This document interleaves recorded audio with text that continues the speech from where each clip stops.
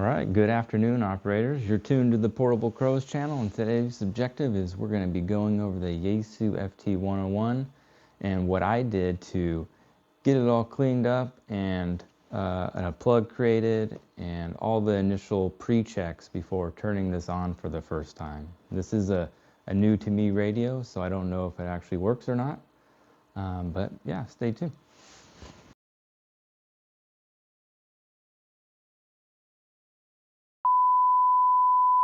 All right, before we get any further, I do want to recommend people to visit another YouTube channel. This is who I've been watching to get basically all my knowledge on this radio of how to get it started, get fixed, etc. And that channel is Microwave One. I'll put a link to that channel in the description of this one. But yeah, he knows what he's talking about. I am a beginner to repairing radios. I've never repaired a radio before. I've built kits. I've got a little bit of knowledge, but I am definitely nowhere compared to his skill level. So keep that in mind. I'm just going to be showing what I am doing, and just kind of documenting the process. All right, the first thing you're going to do is print yourself a manual. This is the early model. There's the B model, there's the E model, etc. So find the right manual, get that printed. It's going to be very helpful. The second thing for cleaning this, a lot of people recommend all sorts of different things, but all I had on hand was some 99% isopropyl alcohol. So that I used a little bit. It was nice because it's quick drying, but it's good for cleaning the connectors, anywhere really. So that's good stuff to have. The other thing I used was some Simple Green, just like a degreaser, all-purpose cleaner. I just diluted it in some water. And some food containers. So I just used these to put a little bit of that isopropyl alcohol in it, some of that Simple Green solution into this. Some paper towels are helpful for some of the big surfaces.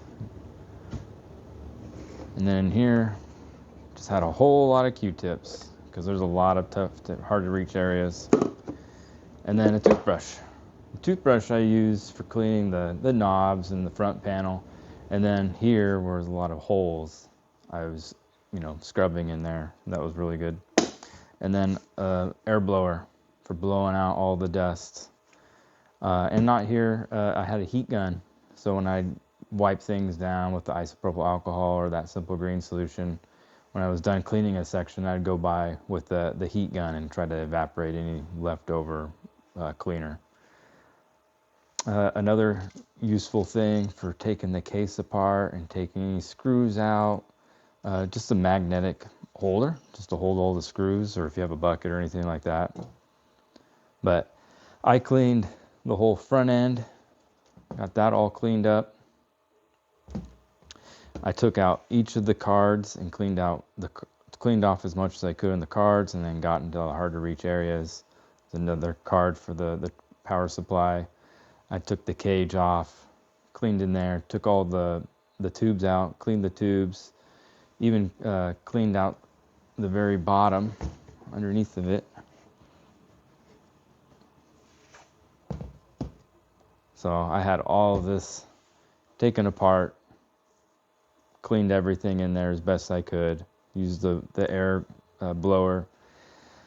All of the trimmers, I did not touch those. I left them as is. I didn't want to change anything because I am a beginner with this. I have no experience repairing radios, so I wanted to try to not mess with anything as much as possible. All right, so while I was cleaning this out, I did find that somebody had unconnected a green wire in here and a green-white wire, and they were just unconnected. They had electrical tape on the ends, and they were tucked underneath this big capacitor here. And so what I did was I took the electrical tape off. I used a multimeter and put it on continuity mode. And I just traced the path. So I hooked one end up to the one end of the wire, and then I went to the power connector here and and found, just traced it until they beeped and figured out which pin went to the wire. And the all green wire turned out to be pin 5, and then the green white wire that was disconnected was pin 6. And looking at the service manual, it looked like the pin 5 and 6 were related to using a DC version, so connecting this to a 12-volt power supply rather than to your house power. And tracing that back, it looked like it went down into here on the board, which is labeled, what is it, 10? It is 1076B. It's labeled down there, 1076B. And on the board are 2 connectors labeled EM. And I did a bunch of Google searching and found where some people had these boards taken out, and I looked there and saw that they had the green wire and the green white wire connected to those EM terminals. So what I did is I soldered the green wire to the furthest left EM terminal and the green white wire to the furthest right end of the EM terminal. So I got that all soldered up. And then I did have to make my own plug. And so I got a nice Cinch Jones connector here. Again, on the service manual, it will tell you which pin goes to what, but there is a little gotcha, because the Cinch Jones connector is different than the Yaesu stock connector that shipped with these radios way back when, early 1970s in this case, 1971 for this radio. And so there's a chart to follow to map what pin went to where on these newer Cinch Jones plugs. And then from there, you're able to determine which plugs are wired to which pin. Okay, so once I had my plug all wired up, I plugged it in, kept this end out, and then I put my multimeter on continuity mode, and then I just checked to make sure I had everything wired. So ground plug to the chassis, good. The neutral wire, or the neutral end of the plug, I touched down here at the end of the fuse holder. And then for the hot wire, I've connected also to the end of the fuse holder, and you can see that it does not make a sound. So what I had to do is actually hit the on switch, the power switch, and turn it on. Again, we're unplugged here, in order to make that connection. So that's how I tested my plug to make sure it worked. Since I'm in the US, I'm using the 117 volt version. They have versions for 100, 110 volts, 200, 220, 234 volts. So some of these radios are from, could be from the international area, and then they came to the US. So it's a good idea to double check that this is wired correctly. So what I did is I just used the multimeter, put it on continuity mode. So that way, when these touch, we get a beep.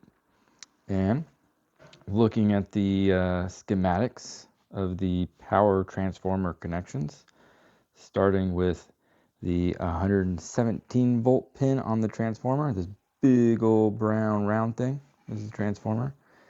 Our first pin is way down here, and then we just touch this. Yep, that's connected, so that's good. The next one is 100 volts, which is this pin down here. That's connected, good. And then we have a 0 volt pin. And the transformer, you can see there is some lettering on here to help you. It's hard to see on the camera, but 0 volts, That's good. Then we have 117 volts. That's good. And then we have a 0 volt way down in here. See if I can get to it. There it is. And good. So that's checking to make sure it's connected to the fuse holder. The other thing to check is we want to make sure that that 0 volt, the other 0 volt, and the 100 volt ones are connected to the fan socket. So let's see what that is. Okay, so the fan socket's right here. You can see the cord coming from the fan. Just unplug it. And it doesn't say what socket to what. So again, we'll use our continuity test. And we'll check the 0 volt one way down here first. And then we'll plug it in. Okay, yep, it beeps on 3 of the holes in there. So the 0 volt one is good. The second 0 volt, which is this one. Let's see if we get a connection in our fan socket. Yep. And that's happened on 3 of the pins as well. And then the last is the 100 volt. So holding it on the transformer, checking the fan socket again. There we go. All three of the sockets. It was the left, top, and the right. The bottom one didn't do any connection on the bottom. So, all right, my last test that I did to make sure everything was working the best I possibly could do before turning it on. Again, I put it in continuity mode and put one end on the chassis and another end on the top of the tube, and then on the other top of the tube, and just to see if there was any shorts. And I got no tone, which is good. And supposedly that's to test to make sure these big part of the transformer, these giant capacitors, aren't shorted. After all those checks, power cords checked, checking these transformers aren't shorted, cleaning everything, I confirmed that all of these crystals are in the correct spot, and this radio does have every single crystal that was for each of the band options on the dial, so even including the 11 meter CB band crystal. It even has the WVV or WWV crystal for helping tune this radio later, getting that frequency for checking the time. And then again, I did not turn any of the potentiometers or trimmers. I left those as is. When I did take these cards out, I did review an overview of all the capacitors, and just to make sure nothing was cracked or damaged or blown up or anything like that. So initial assessment looked good. Didn't see anything wrong. So I think it's good to power this up and see what happens. All right, well, that concludes today's operation of giving you a demonstration of how I got this radio cleaned and all the checks that I did before powering this on for the first time. So signing off from the Portable Crows 73. Thanks for watching.